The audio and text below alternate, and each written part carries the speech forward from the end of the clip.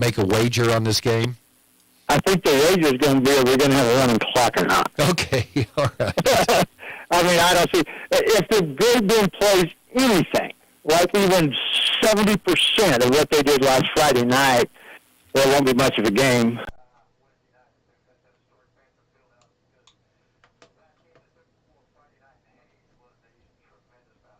Have you seen a team take a home crowd out of it any better than that?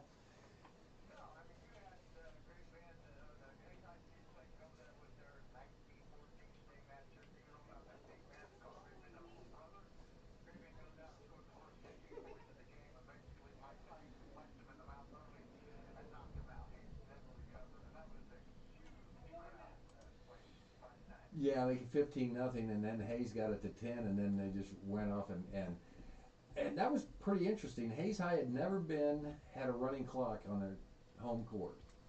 Wow, I didn't know that. Yeah, how about? Yeah, that.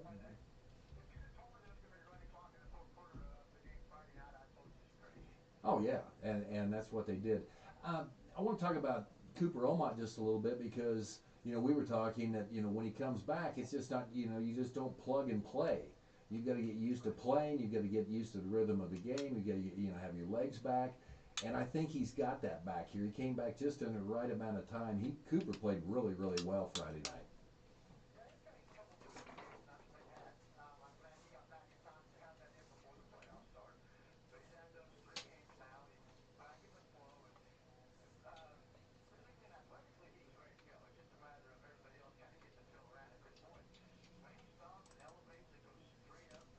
Yes. Thought about the free throw line and said, man, he gets up from there. I swear he almost hit his head on the backboard one time Friday night ago. Hayes High, man. Wow. Yeah, and Ben Nicholson's been shooting the three. You mentioned this with Ian Premer on the postgame show and Coach Cree about their spacing on Friday night offensively was outstanding, and it really put a lot of pressure on Hayes to help it all down low in the block, and then you saw what it was, 40 points in the paint by Great Bend on Friday. Yeah, I'd always tell my girls, Coach, and make sure you're spaced far enough apart that one person can't guard two. And Great Bend did that Friday. There was no way someone from Hayes could guard two Panthers at the same time. Their spacing was beautiful. And if Ian got the ball down low and he was able to back in and shoot it, he was going up strong. If not, he was kicking it out. Were they like 7 of 10 on threes? And every single one of those threes were wide open shots.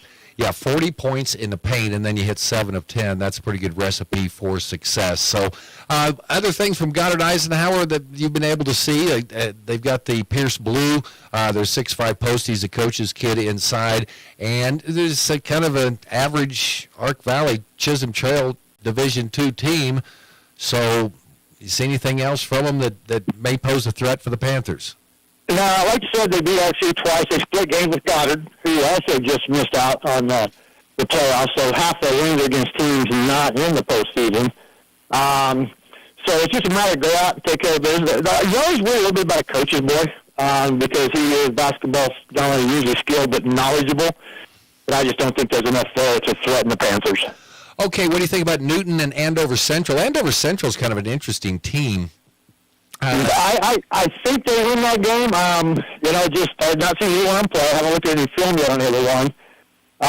But just looking at the numbers and stuff, I think Andover Central is probably the favorite there. It's an 8-9 game, so either of those teams could come in. And, again, I think Great Bend takes care of business. They'll be looking pretty good shape Saturday night, too. Yep. Not that I want to jump ahead. No, you're an announcer. You can look past the first-round opponent, but... Okay, cool. They'll be playing Saturday night at 5. Okay, at 5 o'clock is when that championship game would be. And, those two teams split the regular season series, although Andover Central handed it to Newton in their last meeting right there at the end of the season. Okay, Mike Marzoff. Man, you're a trooper, man. Getting all this stuff in, educating kids, talking on the radio, finding out information for the radio station. The game's been moved up. And navigating parent-teacher conferences. Man, you're an all-star, Mike. I appreciate it. I've been busy. All right. Hey, we'll talk to you tonight, Mike. Hey, thanks, Steve. All right, that's Mike Marzoff joining us from Chase High School today, where he's educating children today, or young adults.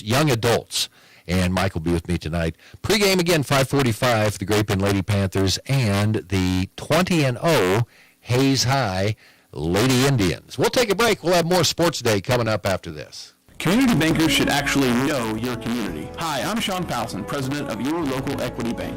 As someone who lives here, I know many of you, and I know what's important to you. I've been in the industry a long time, and I've helped many navigate through financial challenges and lead them to financial opportunities. I believe that people bank with people, so I'd like to invite you to stop by one of our region's 5 locations and meet our friendly, helpful staff. Let us show you our commitment to serving you and our communities. Because at Equity Bank, we're right here beside you. Member FDIC.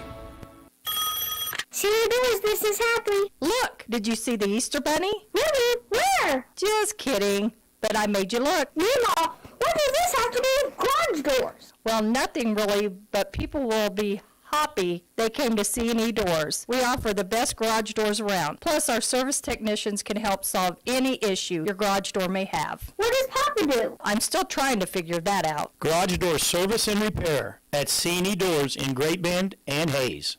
When it comes to car maintenance, it's good to know a local guy that can get things done. The Eller family has been in the auto repair business in Great Bend forever. Greg Eller continues that long tradition of helping people. Eller Automotive Repair specializes in wheel alignments, oil changes, and general maintenance for all makes and models of cars and small trucks. Open 8 to 5 Monday through Thursday, 8 to 4 Fridays. Eller Automotive Repair at 915 Morton, right behind Great Bend Appliance, Furniture, and Sleep Source, 10th and Morton. Now, in its second decade, it's Sports Day on 1590 KVGB and 95.5 FM. Presented by Barton Community College and the Cougar Athletic Department. Also in part by Great Bend Rec Commission, dedicated to improving our community and the lives of its individuals, and Eller Automotive Repair, where they specialize in wheel alignments, oil changes, general maintenance for all makes and models of cars and small trucks. Okay, mention games tonight. Great Bend at Hayes, 2A boys semifinals tonight. Ellenwood boys at Syracuse tonight. It's a 6 o'clock tip. The winner of that game gets either Medicine Lodge or Sterling. You know it's probably going to be Sterling and Ellenwood. It always is, for a right to go to the state tournament.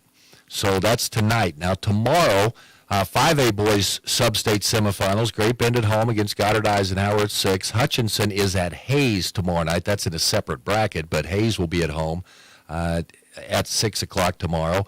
3A boys semifinals. Hoisington will be at Lakin tomorrow. That is a 6 o'clock start, 5:45 on 100.7 Eagle Country. We'll talk about that game tomorrow on the program with the voice of the basketball Cardinals, Mike Hesher. And then 2A girls semifinals tomorrow night. Johnson, Stanton County. Stanton County comes to Ellenwood to take on the Lady Eagles. That is a 6 o'clock start tomorrow at Ellenwood. TMP will be at Wichita County in a separate sub-state. And then on Friday, your girls' championship, Central Plains will play Rollins County out at Colby. That is a 6 o'clock tip, so they came out with a time for that today. 7:30 at Greensburg, the St. John girls will try to get to the state tournament as they take on Spearville. 1A D2 girls sub-state championship at 6 in Dighton. Hodgman County will take on Bird City Cheyenne. And then the boys' championship games on Saturday out in Colby. Central Plains boys against Greeley County, and then Kiowa County against South Central. I would assume that Central Plains would have the early game there, but those times are not out yet. 1A D2, Hodgman County will play at Dighton Saturday in that sub-state championship game. We will take a break. More of the show coming up after this. When you run a fleet business, delay is a dirty word. What fuels me to stay on schedule? My clients, their clients, and everyone's bottom line. What fuels my fleet? Cenex Roadmaster XL, a premium diesel fuel formulated with its best additive package yet to clean the entire fuel system for more power, less maintenance, and better fuel economy. Cenex Roadmaster XL, fueled by innovation, powered to perform. Contact American Plains Co-op Fuel Department in Great Bend, your certified Cenex distributor. Barton Community College's natural gas program gives you the skills and training you need to succeed. Current student Easton chose Barton to get him ready for the field. I chose natural gas because I saw all the different type of hands-on work that they do. The technology is top-notch. Instructors are very knowledgeable of everything. Anybody interested in a career in natural gas, I really encourage them to come here to Barton. My name is Easton Juneau, and I'm a Barton Cougar. Learn more at naturalgas.bartonccc.edu. Sports Day is presented by Barton Community College and the Cougar Athletic Department. Sports Day on 1590 KVGB and 95.5 FM. Yeah, a lot of great sponsors of Sports Day, including the Animal Medical Center in Great Bend, large or small. They take care of them all. Little bonus material for you today. Adam Schefter and Ty Schmidt of the Pat McAfee Show discussing the quarterback landscape now that Matthew Stafford is off the board. He, of course, signed with the Rams. And also the future of Aaron Rodgers. Little bonus ESPN coverage for you here on the Tuesday edition of Sports Day. Well, that was the big domino. And the flag bearer now, the ring bearer now, is Sam Darnold next. So when Matthew Stafford opted to go back to the Rams, that had so many ripple effects. For starters, the Rams are not in the quarterback market. They have their guy. Matthew Stafford is staying put. But I want to say that people wondered whether the Raiders were being used, the Giants were being used. Those teams were actually in it. There were points during these discussions / negotiations where I thought, you know what? Matthew Stafford has a real chance to wind up as a New York Giant here.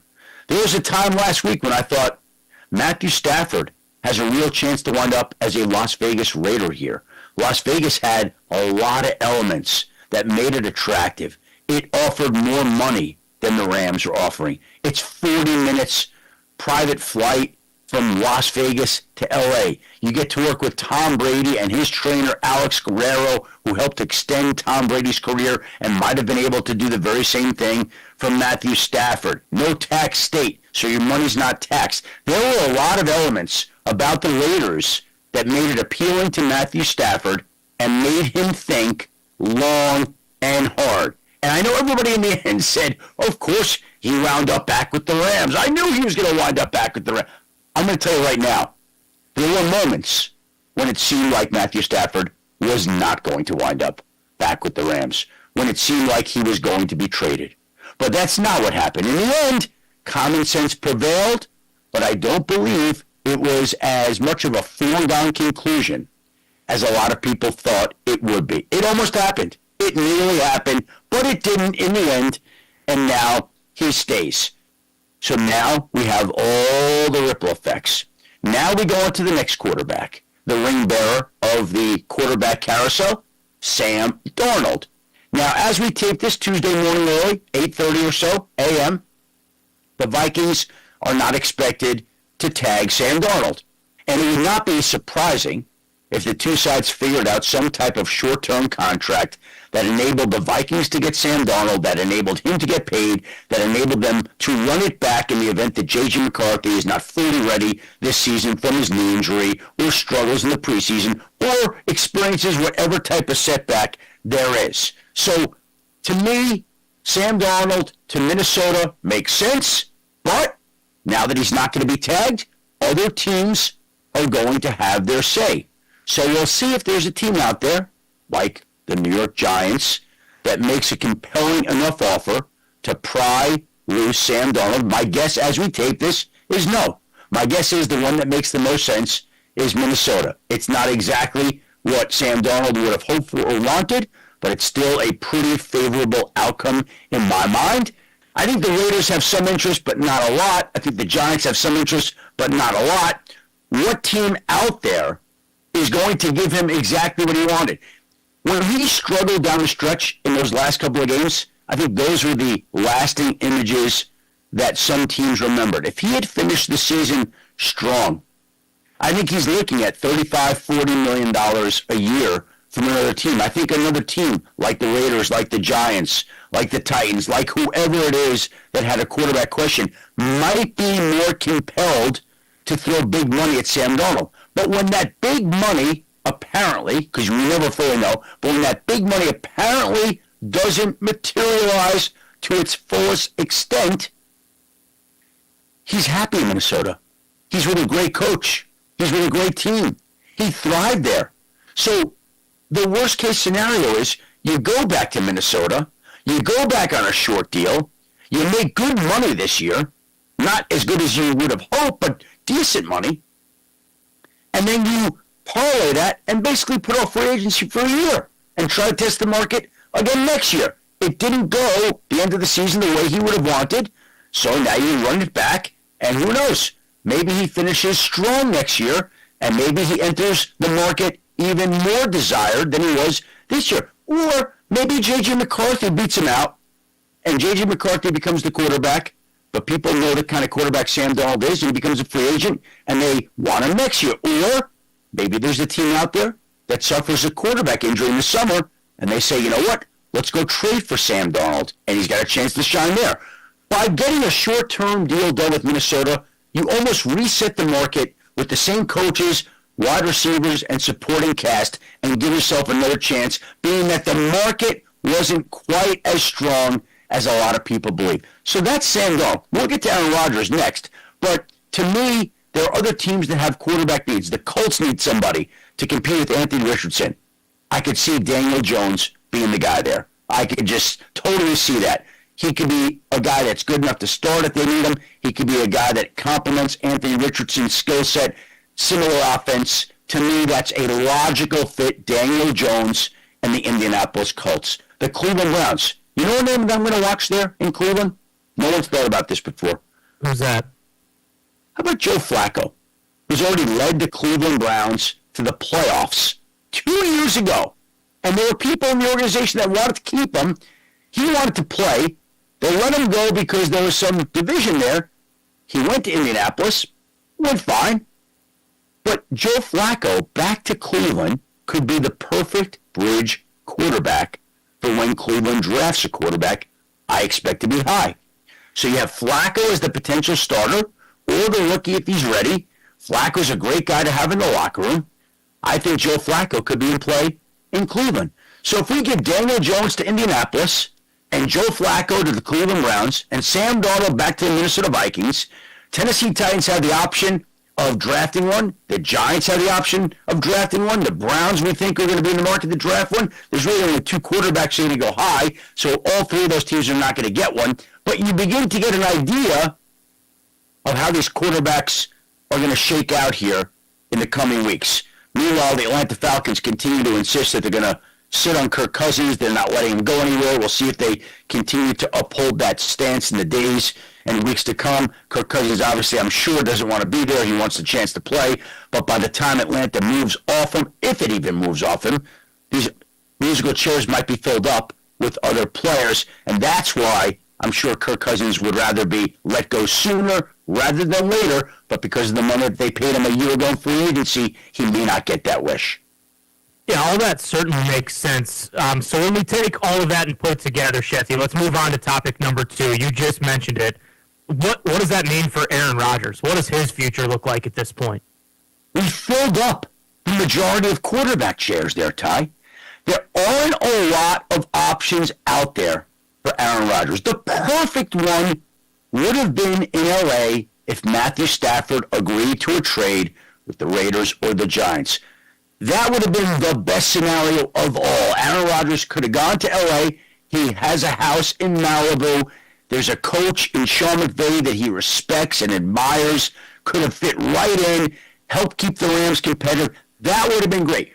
As soon as Matthew Stafford agrees to a restructured deal with the Rams, the person that loses there in my mind is Aaron Rodgers, because it takes away his best option. So you tell me, we went over all these teams and all these quarterback questions. What are the other options that are viable for him? The New York Giants, maybe, but doubtfully, the Pittsburgh Steelers, and who else? Who else? His best option at this point would appear to be if the Giants are interested in him and he's interested in them, they can figure out a deal. But if not, I don't know that he's going to be able to get a deal done with Pittsburgh. I expect the Steelers to re-sign one of their own quarterbacks from last year, either Justin Fields or Russell Wilson, because they currently have no quarterbacks under contract entering the league year, and it's tough to go get other wide receivers when you don't know who's playing quarterback, so the Steelers have to get one done. So the only viable landing spot I can see right now for Aaron Rodgers, because I don't see him in Indy, I don't see him in Cleveland, I don't see him in Tennessee, is the New York Giants. There you go, some bonus coverage here on Sports Day Today. Back to wrap up the show after this. Agriculture Today on 1590.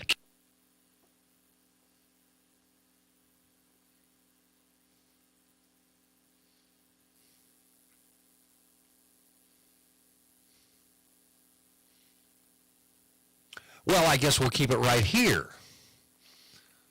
to wrap up the show today. That's good. That's good, because I can tell you about the Big 12 women's bracket that has just come out.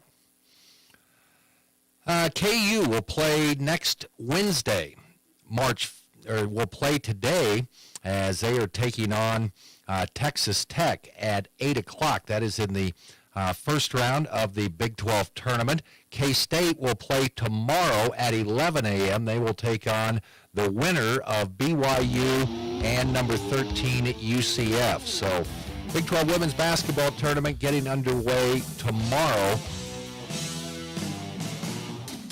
And we'll see how K-State can do. All right, and Kathleen Legge will become the first woman in NASCAR Cup Series races since Danica Patrick in 2018. Veteran makes her debut Saturday at Phoenix Raceway. She'll drive the number 78 Chevrolet for Live Fast Motorsports.